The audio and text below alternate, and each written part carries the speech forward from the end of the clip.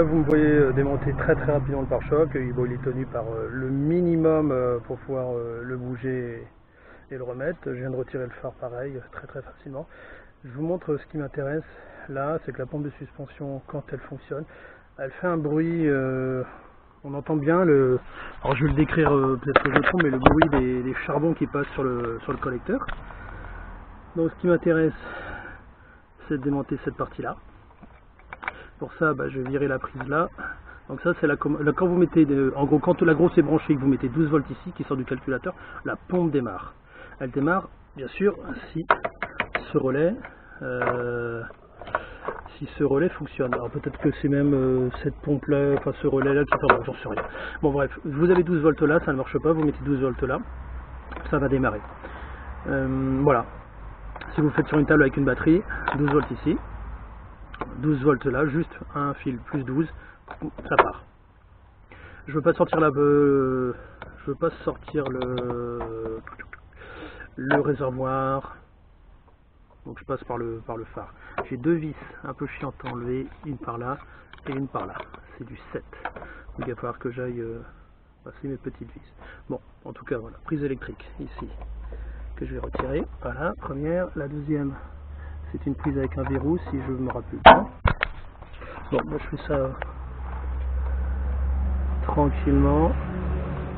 Voilà, je pousse le verrou.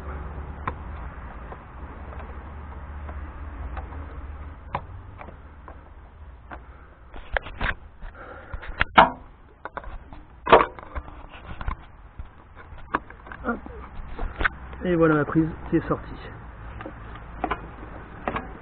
Alors j'ai trouvé ou acheté un plateau porte-charbon. Bon, ça vaut 60 balles. Je sais pas où le personne se fournit. D'un côté, je suis obligé de passer par elle parce que je ne sais pas comment faire. Alors si les miens sont trop malades, je change. Sinon, je vais me contenter d'un gros nettoyage. Alors peut-être que ça va améliorer ou pas. Je vais chercher les outils qui vont bien et je reprends. Alors là j'en suis à la vis. Alors la vis la plus facile, c'est la vis du haut. Bon, j'ai quand même décalé le réservoir. Je l'ai défait de ses fixations. J'ai surélevé un petit peu le moteur du BHI et nouille de 7, j'arrive à choper la première vis. Voilà. Et là il faut que j'aille choper la deuxième et vous voyez, ça passe pas avec un cliquet et de mémoire je vais utiliser celui-là. Je crois. Donc ouais, c'est quand même ça devrait faire moins profond.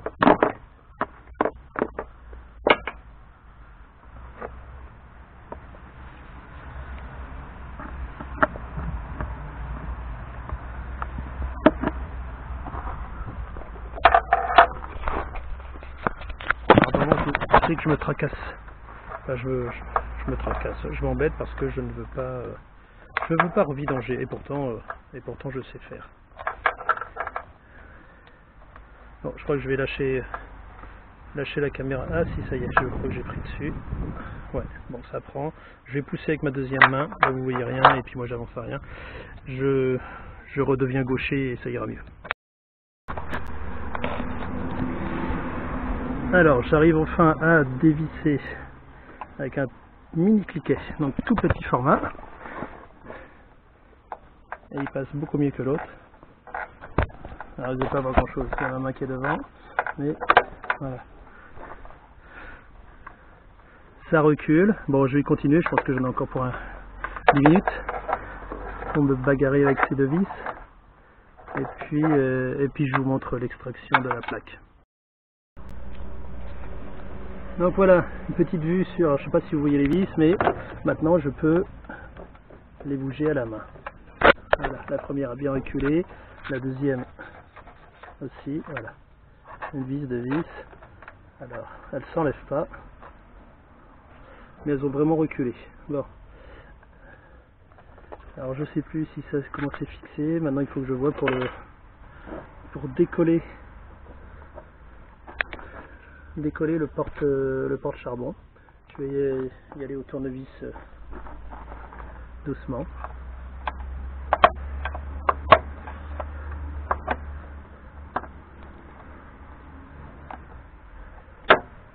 Alors j'ai mis une vis là, je sais plus s'il fallait que je l'enlève. C'est une opération que j'ai déjà fait il y a 2 ans, mais j'ai oublié. Bon, bah je me débrouille et je cherche. Alors j'ai tapoté et c'est un peu plus large que... Voilà, en tout cas c'est venu assez facilement. Voilà, alors j'espère ne rien perdre. Ça a de la surprise. En fonction de ça, la voiture repart ou ne repart pas. Et je suis pas sûr qu'ils soient en très très bon état. Voilà, je coince avec le fil. Ah, il pue le cramer. Alors une vis par terre. Ça me saoule. Et voilà. Eh ben, il sent énormément de brûlé. Les charbons ne sont pas usés, mais voilà, ça c'est une pièce qui a été douchée au LDS. Et la panne n'est pas très loin. Ah, il pue, vache. C'est pas impossible que le bobinage est bien morflé aussi, hein, parce que là ça pue, ça pue, ça pue. Donc bon, je vais nettoyer, remettre en place, laver tout ce que je peux, mais rien ne garantit que je sois pas obligé de changer le moteur quand même. Je vais retirer le bloc d'aimant. Je crois qu'il est un peu dur à sortir. Non, pas trop. Alors, hop, il fait son job d'aimant, donc il faut le tirer. Purée. Bon, bah je sais pas comment je ferai. Je vais essayer de faire ça, mais il fouette. Bon, je récupère ma deuxième main et je le vire. Alors, j'ai préparé un récipient avec un peu d'essence. Hop, voilà le porte-charbon. Donc voilà comment ça se présente. Il y a ce petit bazar électrique. J'ai pas trop d'idée de comment c'est foutu. Certainement un petit relais dans ce boîtier, puisqu'on met plus 12 ici. Et ça alimente le plus grand. Bon. J'ai un pinceau.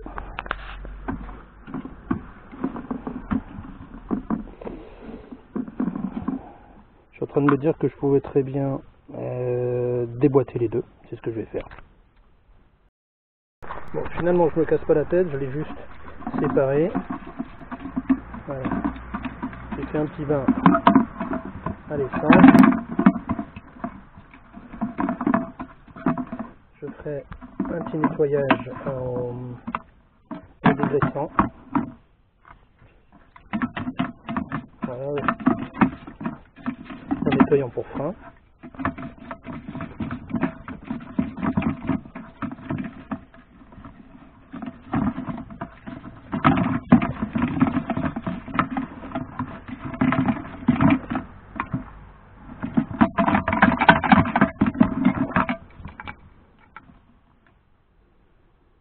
Bon, la plaque n'est, a priori, je vais dire pas fondue, pas tordue, pas trop moche. Bon, il reste encore de la crasse au fond.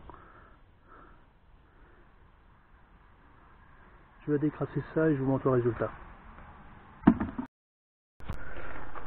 Donc j'ai rincé à l'essence, c'est plutôt propre. Maintenant dit-on le frein. Alors il est un peu rose parce qu'il a servi à, il m'a servi à rincer un truc qui avait où était la boîte de vitesse. Mais je mets celui-là, je rince et je vais rincer avec du clair ensuite. Je vais aussi m'en servir pour rincer le rotor que j'ai passé à l'essence. Bon voilà, j'ai le pressé tout qui se désagrège ou qui se décolle. Je vais le remettre.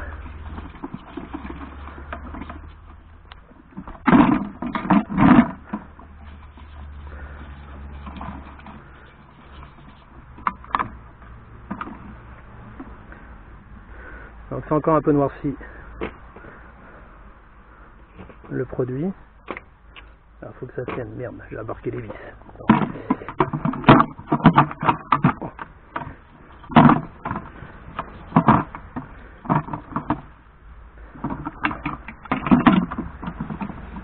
Donc voilà une des causes principales de panne de C5.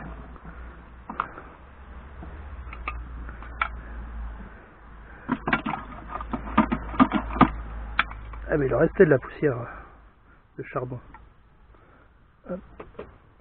Ça, le pressé tout. Alors il est totalement en charpie, à part que je découpe quelque chose qui y ressemble. Et merde, j'en ai perdu la moitié. Et là j'en suis. Eh ben, je vais passer un coup, voilà, sur le moteur.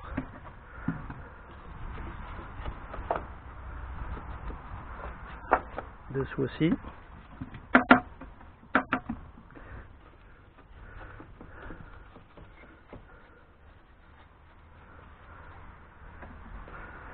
Je sais pas s'il me reste du nettoyant franc bon, si j'en ai, je vais lui mettre un petit coup. Sinon je crois que j'ai un pulvérisateur avec que j'avais déjà rempli. Voilà. Et là je m'aperçois que j'ai un poil de pinceau qui s'est coincé dedans. Hop. Ok, donc voilà, ça c'est plutôt propre. Étape suivante. Donc faire le pressé-tube, comme je vous ai montré, il est déglingué. Une plaque pour isoler le fond, pour éviter que les charbons se déforment et viennent faire contact contre le fond du moteur. Donc une plaque isolante, un bout de plastique.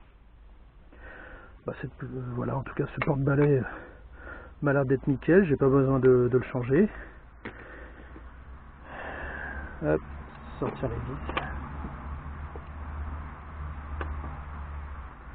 Donc ça a remonté. Bon, je passe tout, je passe un coup de nettoyant frein neuf partout.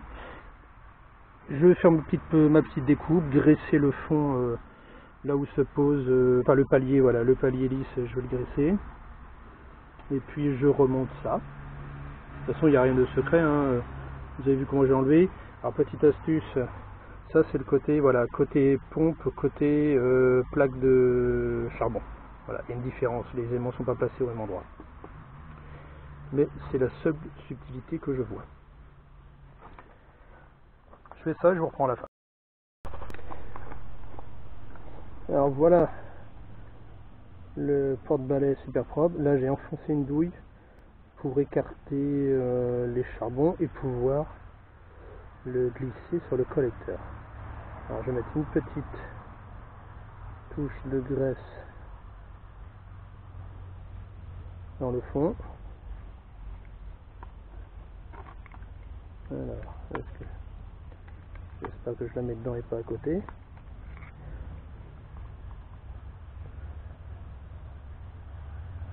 J'en mets un tout petit peu plus.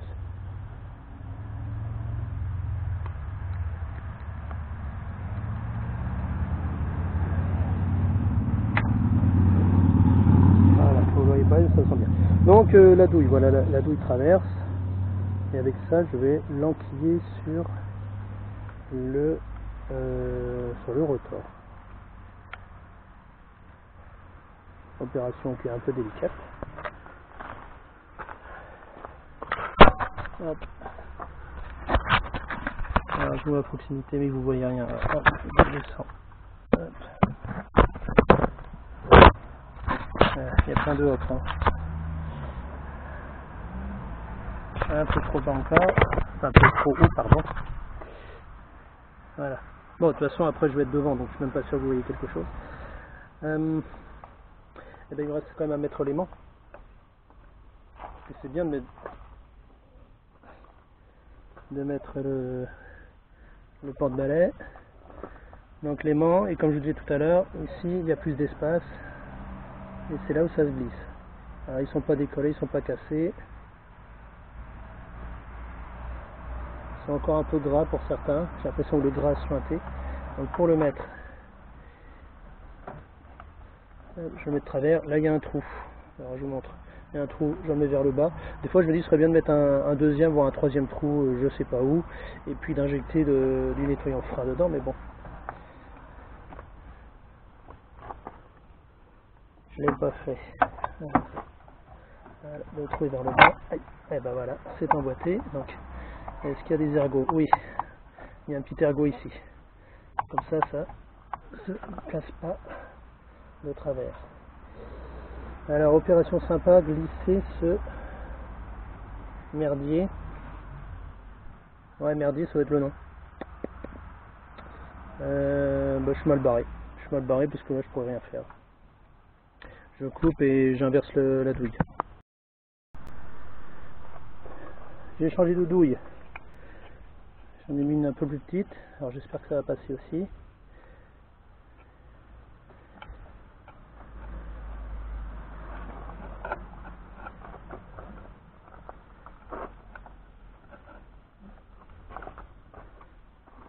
Alors effectivement la méthode que je fais évite de débrancher la partie hydro, mais ça complique un petit peu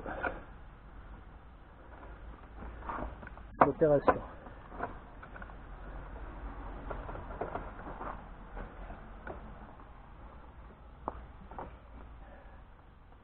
Quand j'ai vérifié que tout soit en place, forcément ça n'allait pas tellement. Donc vous avez vu la révision d'un moteur de pompe LDS, alors ça c'est très important de savoir le faire parce que bon nombre de C5 vont à la casse à cause d'un problème sur la pompe de suspension. On peut les réparer, on peut les bidouiller, enfin voilà, aujourd'hui moi j'ai de la chance, elle était en panne, elle était salement en panne, j'ai repris la voiture, je l'ai remis sur ses roues, là j'ai roulé un petit peu avec mais le bruit ne me plaisait pas, je l'ai nettoyé, bon, je vais dire le bruit ne me plaît toujours pas, mais je crois que je vais faire avec, hein, pas le choix. Voilà, donc bon la voiture va pouvoir faire un petit peu de kilomètres demain, ça c'est bien. Et puis je vous ferai un retour de ce qu'il reste à faire. De toute façon, j'ai encore quelques petits trucs de plastique à ressouder à l'avant. L'intérieur, j'ai pas mal de cosmétiques à faire, remettre en état, nettoyage, changement de pièce intérieure qui sont cassées. Donc pour ça, faut que je trouve une donneuse. Alors j'ai une piste, mais il faut que je valide ça avec le vendeur. Voilà, et puis c'est une voiture qui va prendre 10 km. Bon, esthétiquement, il restera de la peinture à faire, je suis pas sûr de le faire. J'aimerais bien le faire, mais je ne sais pas le faire. Alors ça, par contre, je prends, si vous avez des conseils, comment réparer, mastiquer un pare-choc en plastique. Alors ça, je prends. Comment appliquer une peinture métallisée, je prends aussi. J'ai fait un essai, c'était dégueulasse. Comment poser le vernis, enfin je vois il y a des gens qui réussissent, il y en a dont c'est le métier, ils sont parfaits, il y a des amateurs qui réussissent bien et puis il y a moi, voilà, j'arrive à rien faire. J'ai une petite liste de pièces en commande, alors certaines je vais les commander sans attendre, d'autres je vais attendre un petit peu plus parce que je vais regrouper une commande de pièces pour les deux autres C5. Donc voilà, bon, et ben moi je vous dis à très bientôt, salut.